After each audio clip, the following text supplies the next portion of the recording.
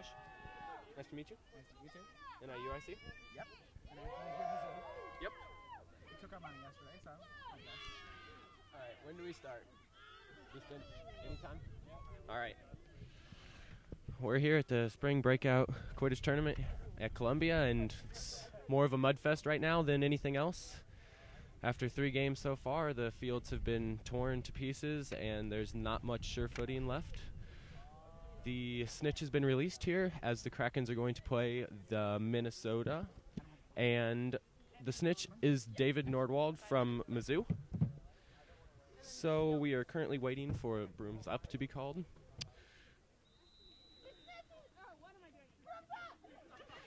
And brooms up has been called. Minnesota wins the chase to the quaffle. A little behind the back flip. Pass and a score. Minnesota quickly up 10-0 as number 14, Max Meyer, scores.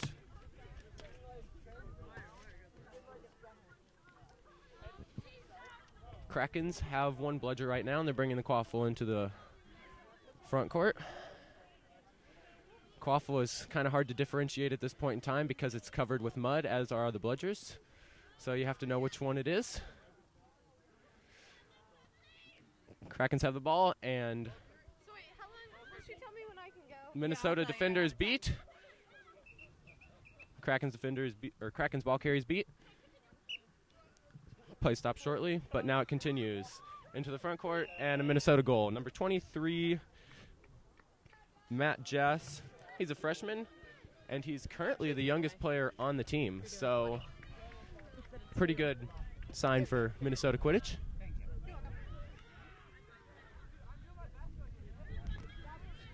Minnesota still has bludger control, which can be very key in certain games.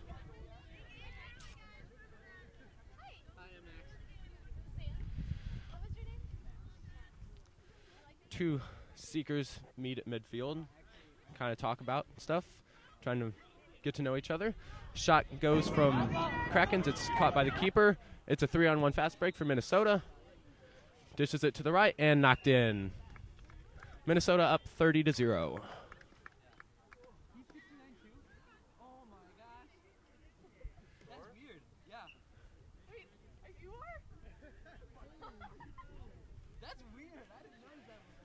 And a player for Minnesota has determined that his name is Loki on his jersey. He's number 69. A player for the Crimson Warhawks, known as Quidditch Store, is also number 69.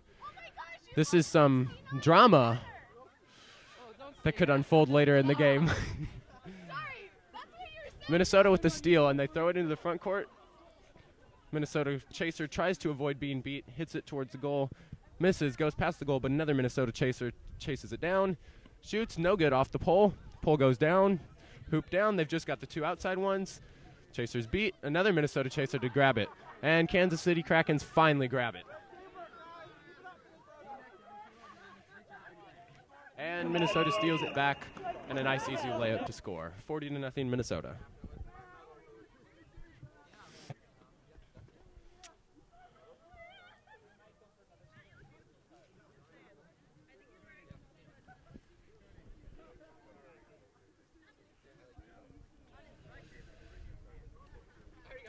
Kansas City's bringing it into the front court.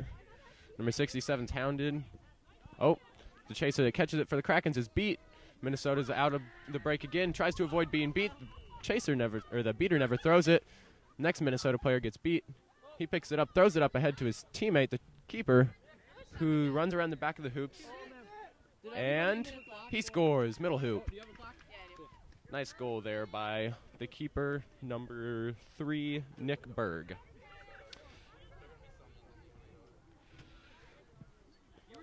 Fun fact about Nick Berg, he actually got a speeding ticket while driving through Wisconsin on the way home from the Midwest Regional Championship last November. So apparently he was in a hurry to get home. I do not blame him. Home is a fun place to be. And the Krakens keeper with the ball falls down off her broom. Minnesota on the fast break. Just one beater to beat. Chaser gets beat, throws it to the chaser on the right. Wide open goal for Minnesota. And that is currently 60-0 Minnesota. Seekers are looking around for the snitch to see if it's appeared yet. Their seeker floor is almost up, at which point they will pursue the snitch if they can find it, or just go search for it.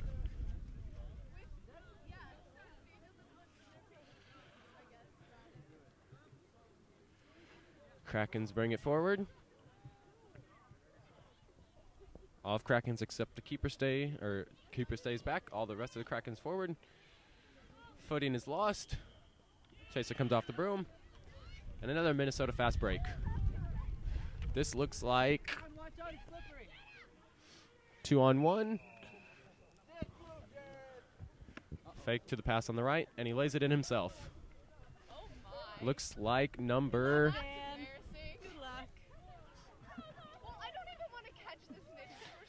Number 19 was the one who almost caught the pass that never happened. And I can't tell the number of the chaser who scored. Kraken's starting to slow the pace, trying to catch a little bit of a breather. They get a substitution. Ooh, and a beat. Chaser falls down as the sloppy conditions continue. Minnesota, one beater to beat. Oh, and the chaser blocks the bludger, but falls. Shot is up, it's no good. Minnesota still with the ball, being hounded by the Kraken's keeper. He tries to strip it. She keeps control, shoots, and scores. Makes it 80-0 Minnesota. Can't tell the number on her uniform to tell you who that was the score.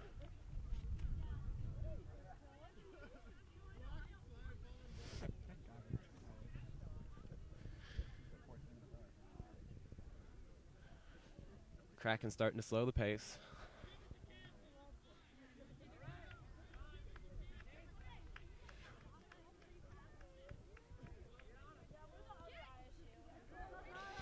Minnesota steals a pass.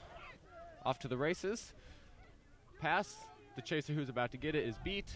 And the Krakens play some nice defense and get the ball back.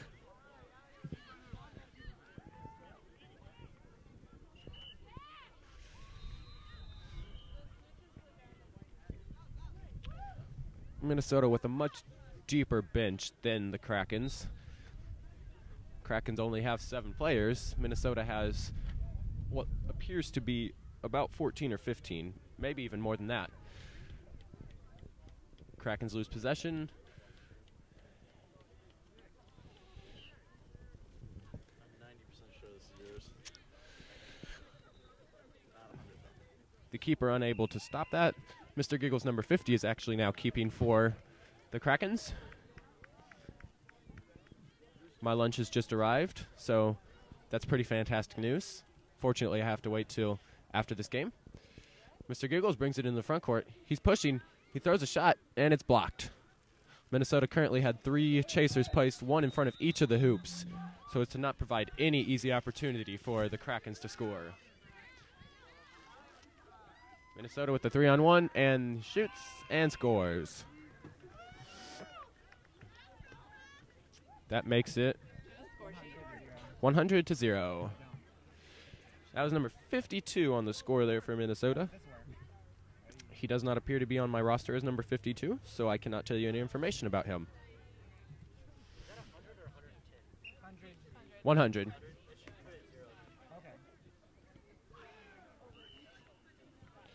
Krakens in the front court. Oh, the defender's beat. Oh, and now the chaser with the ball, or the quaffle, has been beat.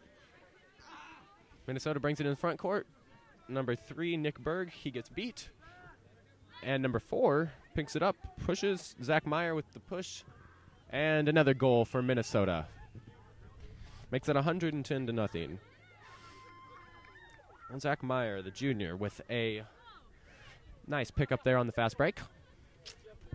He actually has a 32-inch vertical, for those of you wondering. I do not believe he's trying out for the NFL, but that is one of the things that they test at the NFL draft. Krakens get a shot on goal. Oh, and it's caught by the keeper. He brings it into the front court. Passes it to his teammate, who doesn't grab it. Hounded by a new keeper. Can't tell what team he plays for, but he's not an original Kraken member.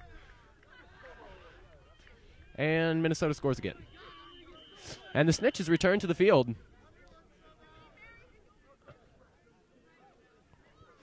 Looks like the Minnesota Seeker is the only one who knows that the snitch is back.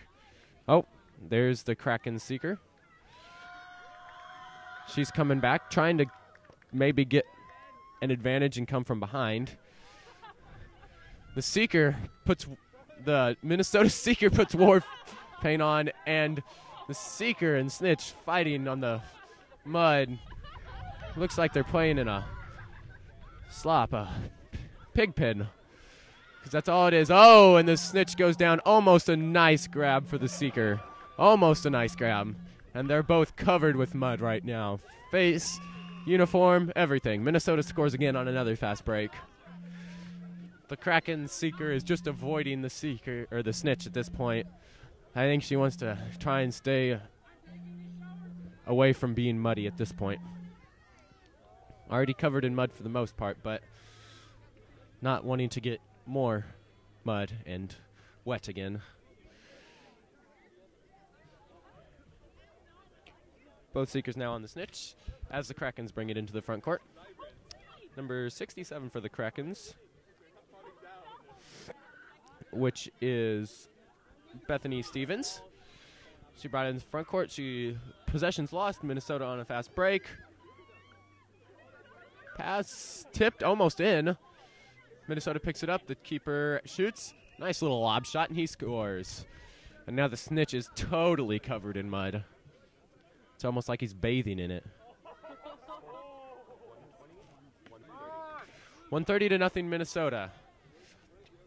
As the Minnesota Seeker is beat. Buying some time for the Krakens. 100. It's 100. It's 130. Just do a 1 here and then a 3 there. Yeah, it's fine. Now this Minnesota Seeker goes after the Snitch. Oh, and another Snitch seems to be near our field. Nope. Team Ohio looks like they're coming as subs for the Krakens right now. Oh, the new player that's playing for the Krakens, I'm not sure who it is. He's in a nice... Oh, he gets tackled by Minnesota Chaser. He gets laid on his back. Minnesota with the fast break. 2-0, a little handoff and a score. The Snitch covered in mud now. Just keeping the Minnesota Seeker at bay. It's more of a pride matter at this point. The outcome, or the Snitch grab, will not affect the outcome of this game. It looks like Sammy Musa from the Crimson Warhawks has joined the Krakens.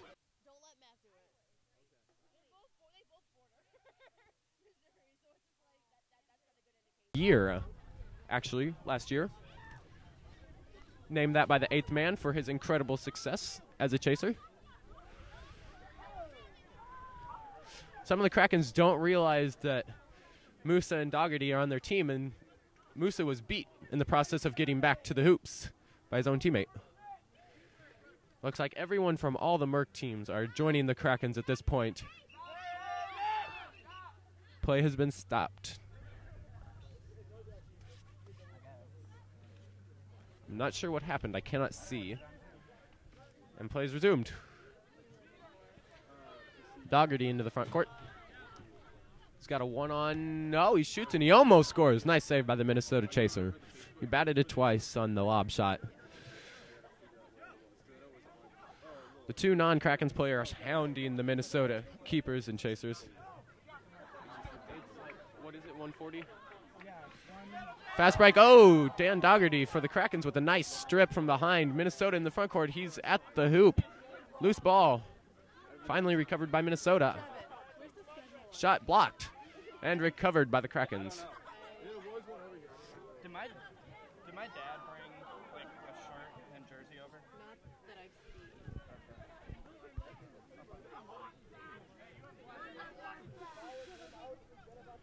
Looks like more Team Ohio players are into the game for the Krakens, giving the Krakens a breather. Since this game is unofficial, they can do that. Not sure Minnesota minds, but Dan is trying to get a handle on the quaffle, but There's so much mud that he can't get a good grip. He had to pick it up. And he's on a fast break, and he scores. That is what makes him the sportsman of the year. And a snitch grab. Krakens with a snitch grab right after a quaffle score, making the final score 40 Krakens to 140 for Minnesota. Good game, fought in the mud pit. 40 to 140. 40 to 140. 40 to 140, our final here is Minnesota grabs the win as they shake hands across the middle of the field, which is covered in mud.